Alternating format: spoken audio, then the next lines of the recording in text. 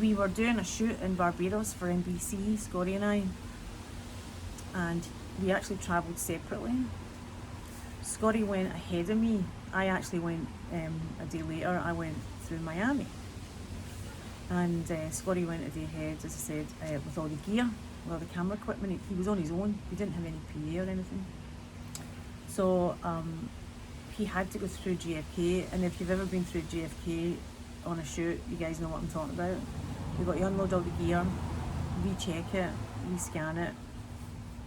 So, you know, you have to get a skycap to help you get to Barbados. And when we get there, when he gets there, Scotty meets up with our local guy, our local fixer, Phil, and together they unload all the gear. And from then on in, Scotty and Phil, who spent for the most part the next few days together, were in charge of all the gear.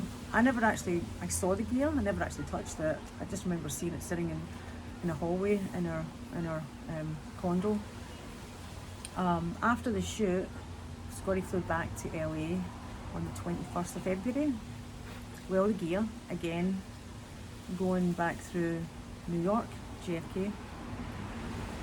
I went to Trinidad.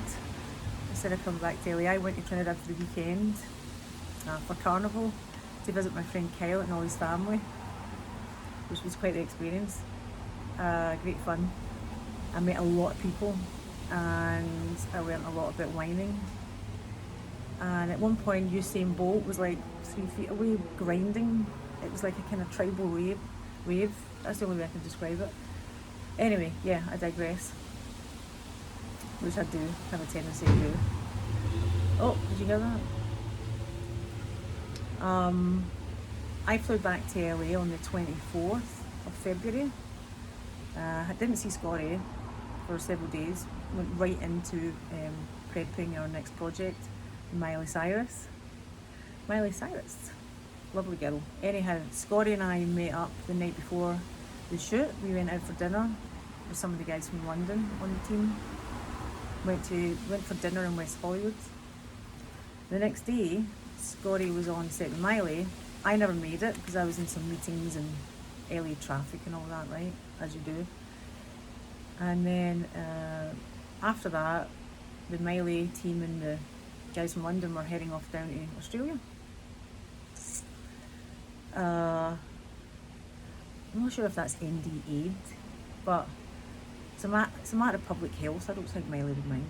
Anyhow, Scotty got sick the following Monday, and like a proper Scotsman, he tried to tough it out. The next day, Tuesday, Super Tuesday, 2nd of March, he couldn't breathe and he went to urgent care. They immediately took his test for flu, tested negative, and then they tried to usher him off to go in an ambulance, I believe, and go to another facility, which he went to. They got him isolated, tested him for COVID-19, put him on a ventilator. He tested negative for that too. But we now know, obviously, those were the test kits that they weren't working. Back then they were the unreliable ones that were coming back with faulty results. So he went home. He was told to go home and he was told to isolate. He was out of action for like 10 days. Meanwhile, I was trying to close out the Barbados job, but I couldn't get hold of Phil. Eventually, when Scotty surfaced, we were chatting, and I was like, I can't get hold of Phil. And he was like, oh, I'll try him. Just leave it with me. You carry on getting prepped for the robbery thing, which we were doing next. Anyway, Scotty got hold of Phil. Turns out he was also sick at the same time. Phil sent me this email. It says, I'm sure Scotty filled you in, Liz, on what's been happening since you left. Suffice to say, it was all pretty terrible.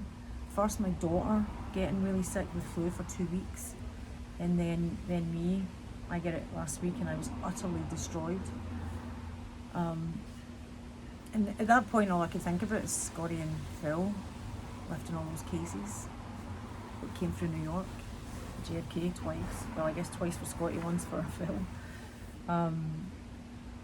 So 2 weeks after that, that night we had dinner in West Hollywood, was when I started feeling symptoms. Mild, you know, albeit they were mild. And you know, even though I did test 2 days ago, I do still have the tightness in my chest. I can feel it. Same with Scotty. But I'm not so worried about that. I'm not worried about it developing into something. I'm more thinking about what this is meaning for all of us long term, you know. This is going to take a long term for us all to come back for this. So it's like, what can we do to like be, you know, be forward thinking, stick together, be nice to each other, be kinder. We might need each other a whole lot more. And you know what's really interesting? Whilst I've been sitting recording this video, I got one of those notifications up, you know, that you get when the local news. I thought it was quite ironic. It says, the White House Coronavirus Task Force, citing concern about the high infection rate in the New York area, is asking everyone who has left that area recently to self-isolate for 14 days, wherever they are. So I think we should be campaigning for Scotties to get retested, right? I mean, he might have the antibodies and, you know, he might be a superhero, immune, although 53,000 other people probably are really pissed off right now. And I think Phil should get tested. Oh, and you know what? While we're on it, I think somebody should call Miley's people. Anyhow, that's all from me today. I hope you're sticking in there and just keep going forward. Don't worry about it. In fact, my family motto, Stirling, is gang forward. So let's just keep moving, guys. We'll get there. Bye.